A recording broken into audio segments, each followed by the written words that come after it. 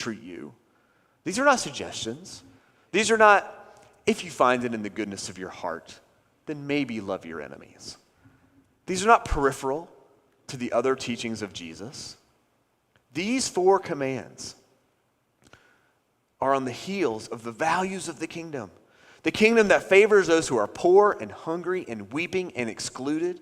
All the things that we tend to look down upon in our society that values upward mobility and self-sufficiency. Added to these values are now the commands to love your enemies, do good to those who hate you, bless those who curse you, and pray for those who mistreat you. We live in a time when there are some who believe that the 10 Commandments should be in every classroom and courthouse. And personally, I'd much rather have these 4 commandments posted because they are way harder to learn and even way harder to live out. The Reverend Dr. Martin Luther King Jr. preached a sermon at Dexter Avenue Baptist Church in Montgomery, Alabama in 1957 entitled, Loving Your Enemies. At the beginning of that sermon, he says this, "The words of this text glitter in our eyes with a new urgency. Far from being the pious injunction of a utopian dreamer," speaking of Jesus, "this command is an absolute necessity for the survival of our civilization. Yes, it is love that will save our world and our civilization. Love even for enemies." 2 years before this sermon, Rosa Parks refused to move to the back of the bus in that same city. African Americans were required to sit in the back of the bus, especially if there were white passengers aboard. Her actions were part of a bigger movement where 90% of blacks in Montgomery boycotted the buses well into 1956, debilitating that part of their economy. In early 1956, Martin Luther King's home was bombed. No one was hurt. In February of 1956, Montgomery city officials obtained injunctions against the boycott and indicted over 80 boycott leaders under a 1921 law prohibiting conspiracies that interfered with lawful business. King was tried and convicted on this charge and ordered to pay $500 or serve 386 days in jail. After all of this, and much more, much, much more, in that very city, King preaches. These are his words. Jesus wasn't playing. He was serious. We have the Christian and moral responsibility to seek to discover the meaning of these words and discover how we can live out this command and why we should live by this command. In this sermon, King asked the question that all ask of such a command. How? How do we love our enemies? Very few of us have ever experienced the kind of opposition, hatred, and prejudice that was present in the Jim Crow South. As a white man, I have never actually faced that because I stand in a position that affords me all kinds of privileges that I don't even know the name of. And yet I still find it hard to love my enemies. So how do we love our enemies? I want to offer 3 thoughts. I don't normally preach 3-point sermons, but these are 3 thoughts from Dr. King's sermon, which I want to present to you today. First, he says, in order to love your enemies, you must begin by analyzing the self. Now, I don't know about you, but when I feel like I have an enemy, the first thing I want to do is correct them. The first thing I want to do when I disagree with someone, when I feel that someone is an enemy or moving opposed to or against me, is I want to make them right. Because if they are made right, then they would be easier to love. I mean, doesn't that just make sense? All I have to do is just make sure that they agree with me. It's like a UK fan trying to convince me that UK is the better basketball program. If they can just convince me, then maybe they'll love me. Probably not. That wound runs pretty deep. Dr. King says, in order to love your enemies, you must begin by analyzing the self. We have to look inside of ourselves first.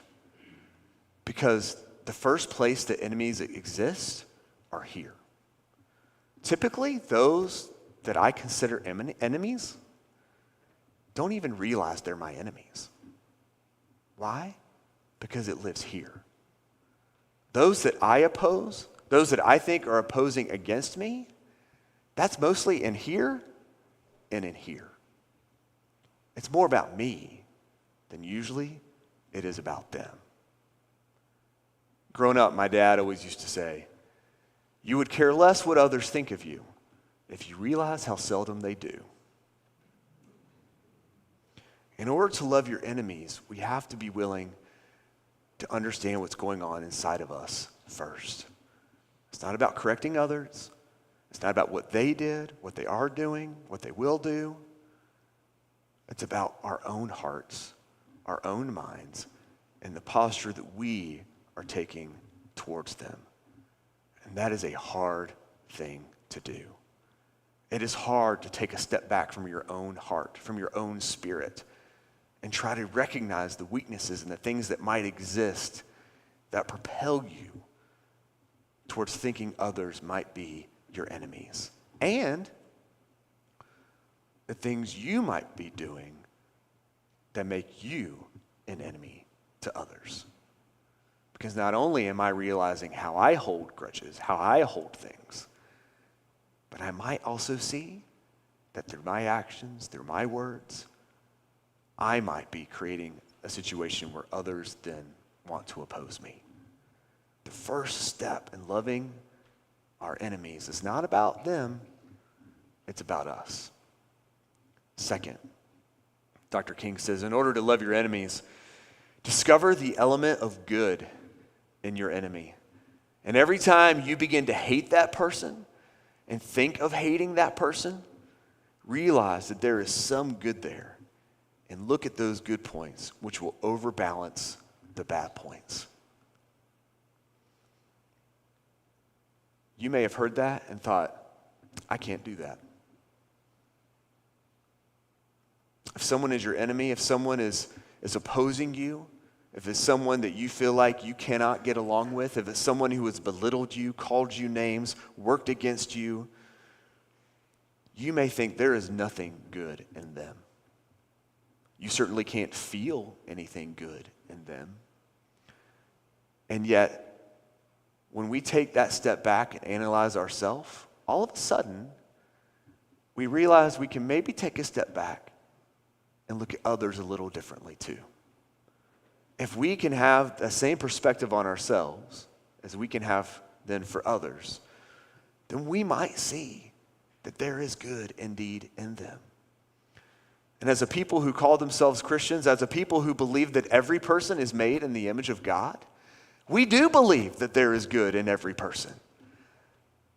We believe that every person is made in the image of God. That means the image of God is in every single person. Is it possible that that good has been covered up by years of abuse, by years of hatred, by years of sin working itself through that person? Yes. But is that good still there? Absolutely. The second step in order to love our enemies is to discover that there is an element of good in someone else. And what is the best way to do that? It's through conversation. It's through asking questions. It's through being curious, not critical. The best way to maybe find the good in someone else is just to ask them about their day, to ask them about their life, to understand a little bit more of their story. Because the more context, the more that this person becomes a person to us and not just an enemy, then the more we're able to see them for who they really are. Because just like us, they are a person who has been wounded and trampled by this world. And that the ways that they lash out at others is perhaps just a way that they have found to protect themselves. Because they don't know any other way to do it. In order to love our enemies, first we have to analyze ourselves. We have to look at ourselves. And then we need to analyze others. We need to discover the good in others, which comes through relationship, through proximity, through curiosity. And then third, what Dr. King says is that in order to love your enemies, when the opportunity presents itself for you to defeat your enemy, that is the time which you must not do it. When the time comes for you to defeat your enemy, you must not do it. What does that mean? It means not having the last word. It means okay being wrong.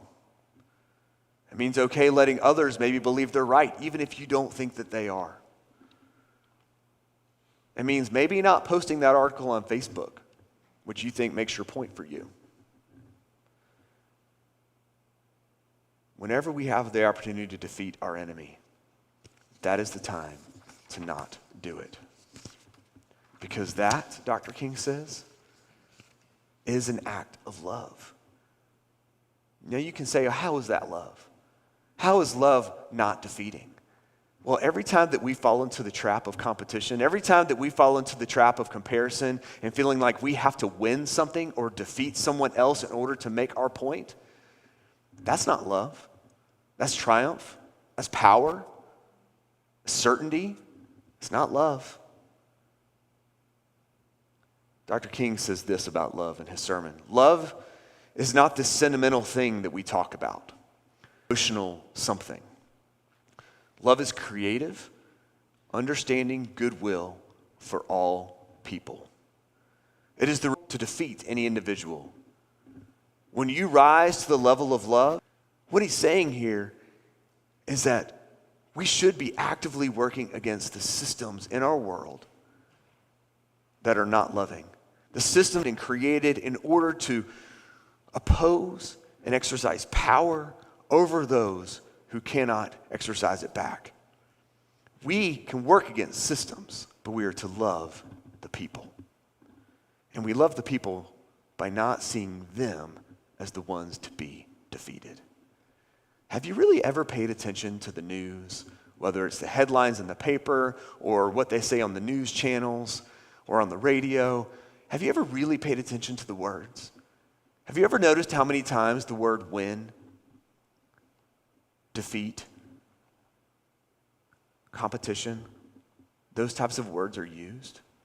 It's actually all the time. If you stop to pay attention,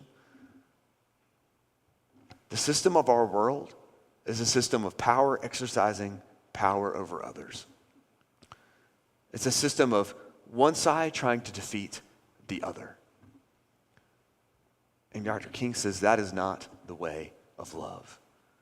Because love is seeking the creative, understanding goodwill for all, fallen into the trap. We've fallen into the trap where we believe that it's